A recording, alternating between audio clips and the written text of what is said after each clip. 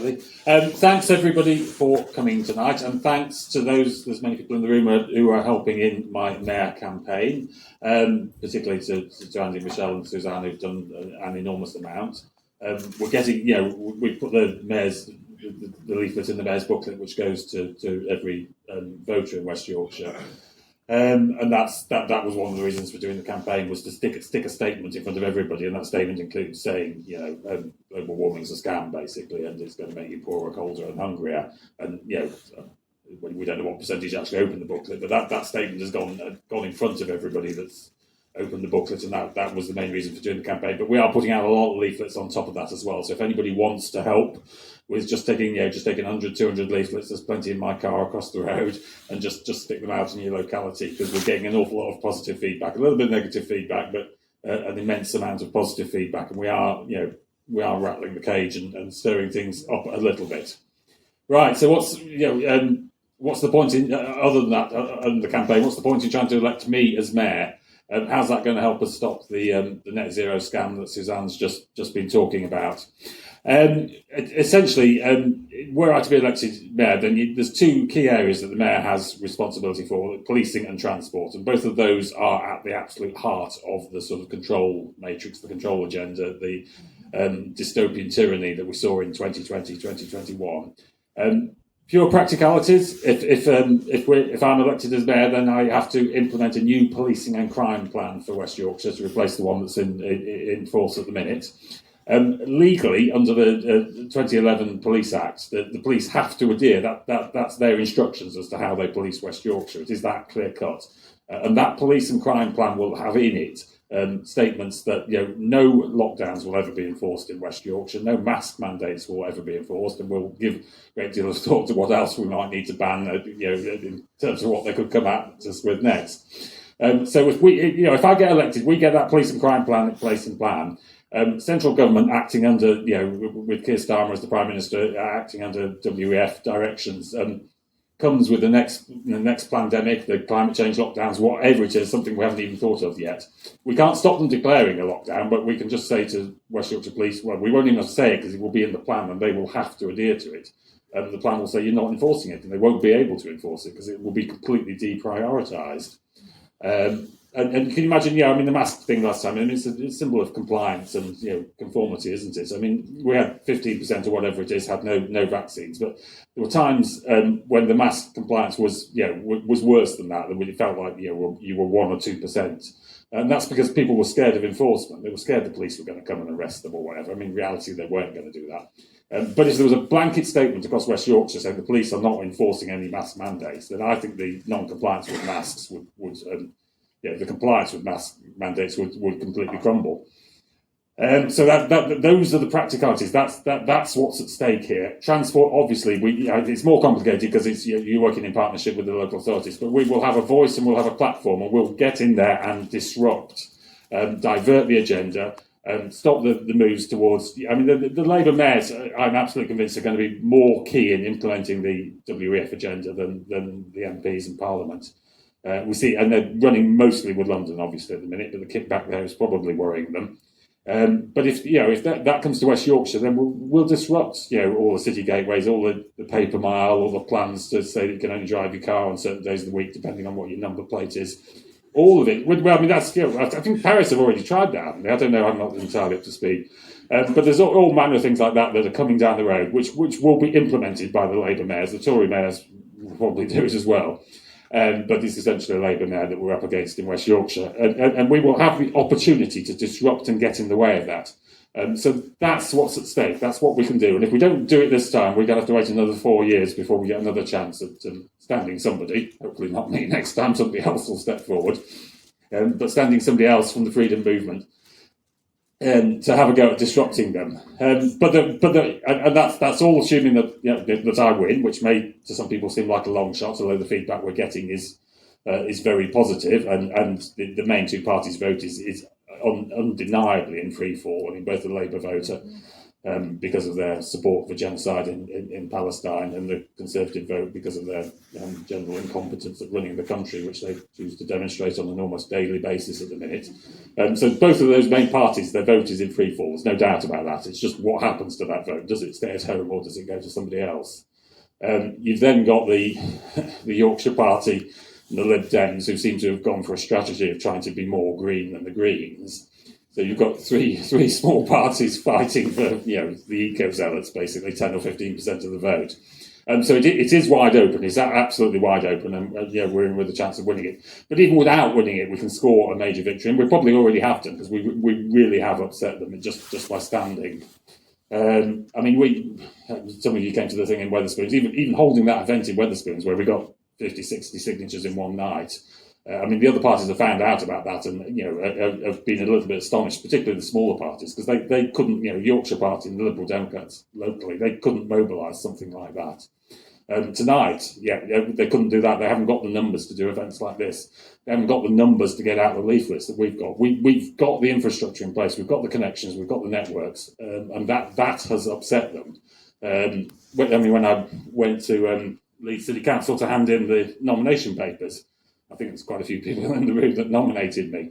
But you have to get 100, and we hadn't got the electoral registers, and we weren't entirely sure who was a valid nomination and who wasn't. So we ended up getting 127, just so we got a few spare in the back pocket in case. But it was just by accident, because various people went off to different places with forms, and it just added up to 127. We hadn't particularly tried to get 127.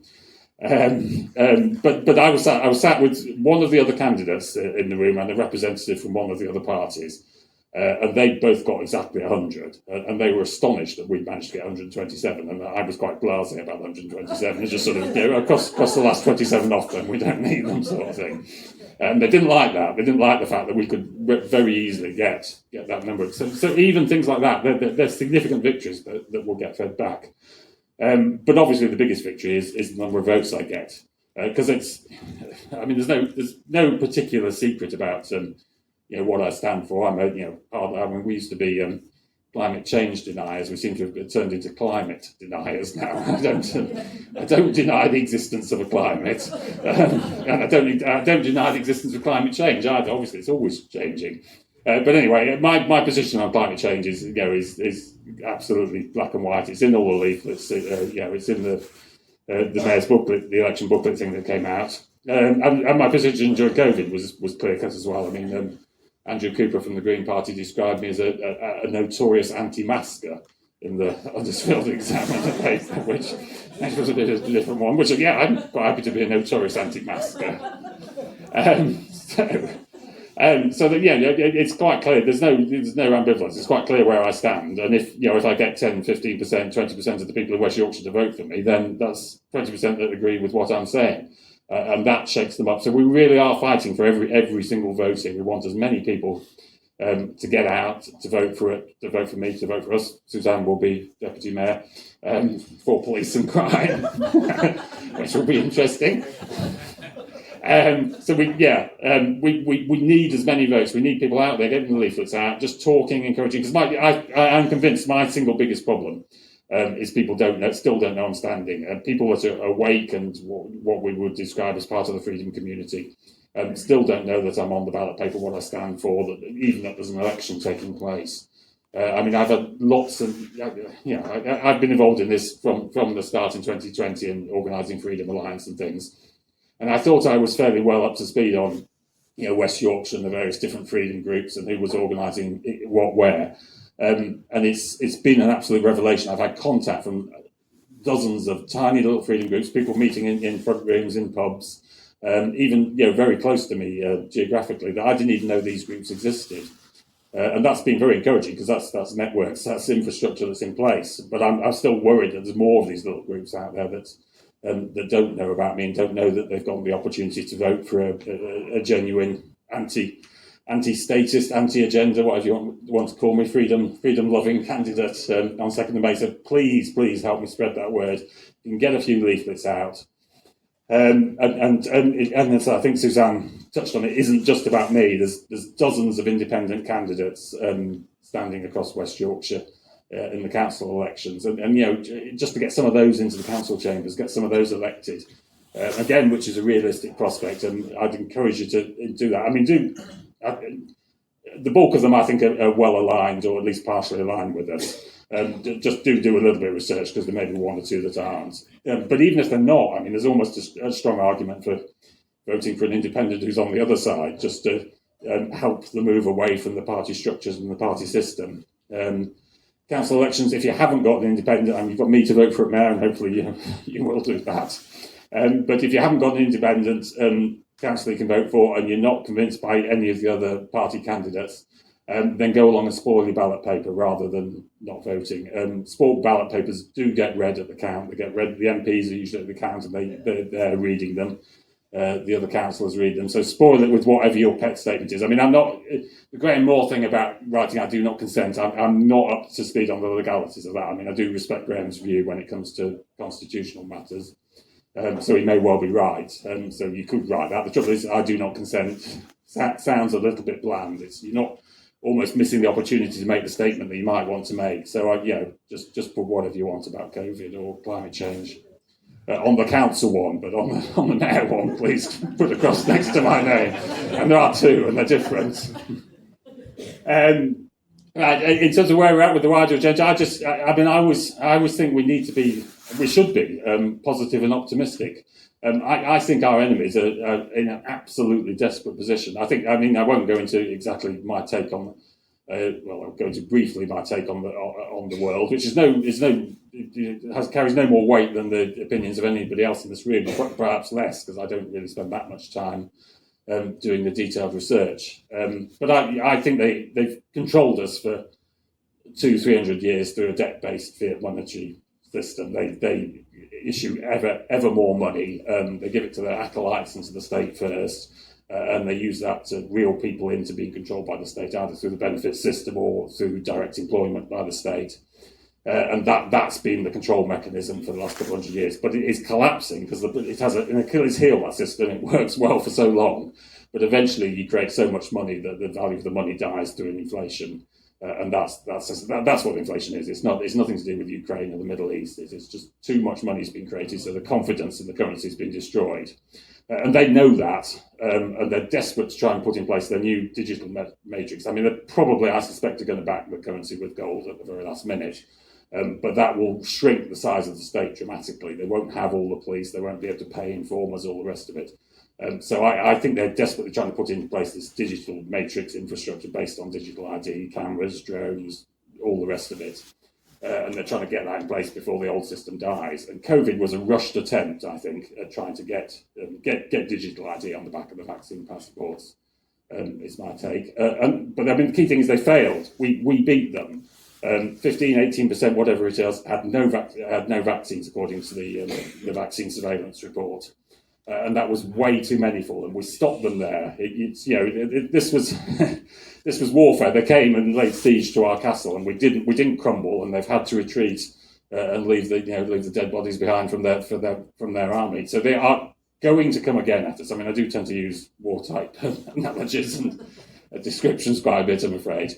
But we won that battle. We did, and we won it through non-compliance. Basically, it wasn't won through politics. Politics and standing for election is just an opportunity to give voice and give confidence to people to not comply with whatever comes next. In that sense, but because the clock is ticking, the time is ticking on their monetary system. I think they're going to come back with something else. I don't think they know what they're going to come back with, and they keep, shall we run with monkeypox? And no, they're not really falling for it or whatever.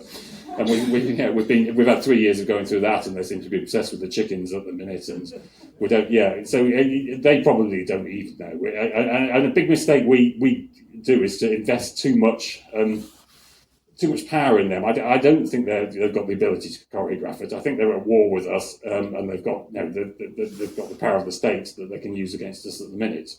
But I don't think they're clearly it's clear cut what they're going to come and get us with next, or try and get us with next. But if we just don't do it, if we don't comply, we push back in the way that we did in 2021, 2022, they will fold again. And each time it's going to get easier for us, and it's going to get harder for them, because there's going to be more of us, because people come across. We don't need, maybe you might say it's 20% of us and 80% we can argue about the numbers at the minute. But there's a big group in the soft middle, and we only need a few percent of them to keep coming across to us each time.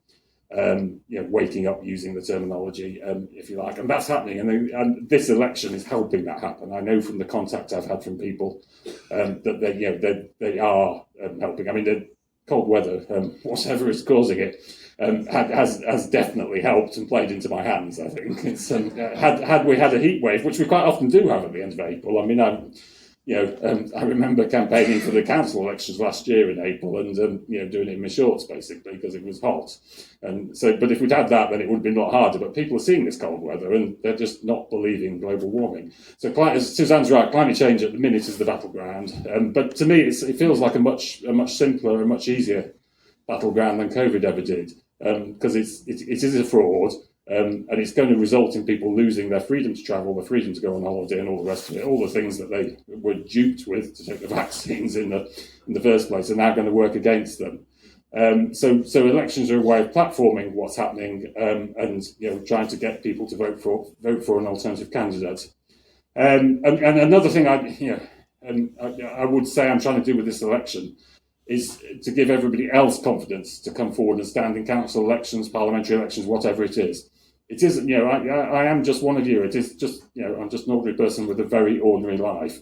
And if I can do this election, which is high profile, and I've had an awful lot of attention the last few weeks, but if I can do this, then you can all do council elections very, very easily. And if we had a candidate, in every ward in West Yorkshire, every ward in Leeds, standing on a genuine pro-freedom, personal independence platform, that would be very, very powerful, and that would shake them up far more than me standing as mayor. Because I'll have some powers as mayor, but they'll try and ring fence what I can do, and particularly, I mean, policing is significant because you are the police commissioner. But outside of policing, the main power is going to be the platform, the ability to get in the media whenever you want. But if we could get councillors in all the councils in West Yorkshire, start disrupting them from the inside, that's something they couldn't handle. It's something they couldn't cope with. So one thing I wanted to, part of the reason I'm doing this, I mean, it was to get that booklet through every door, but it's to push up the vote for the other independent candidates that are standing this time, and give all of you lot confidence, including the people who are watching this and maybe watching it elsewhere in the country, confidence to stand next time as independents. Because these elections will keep coming, and we'll do a bit better each time, and then we will get control of these councils at some point, and that's more powerful than getting a handful of people elected to Westminster, which I think is a distraction and a pantomime, to be honest. We need to get into these councils. We need to get people elected as mayors, as police commissioners. So I want most of this to be a sort of question and answer thing. I don't know how long we've done now, but that's really all I want to say. Just help me over the next week. Get some leaflets out. Talk about me. I'm heavily restricted on social media, so write posts about me. Just cut and paste and copy stuff that's on my Facebook and my Twitter, and just try and let me reach the people that we haven't reached so far that are on our side. I mean, Andrew was saying earlier from Ilkley, massive away community in Otley, which is the other end of the county from me. But do they actually know that I'm standing, that I'm one of them and I'm representing them? Because they need to know before next Thursday. And I suspect that situation is replicated throughout the county. So help me reach those parts over this week. And then when it's this time next year, all of you stand, please. So that really is all I wanted to say. Thank you for listening.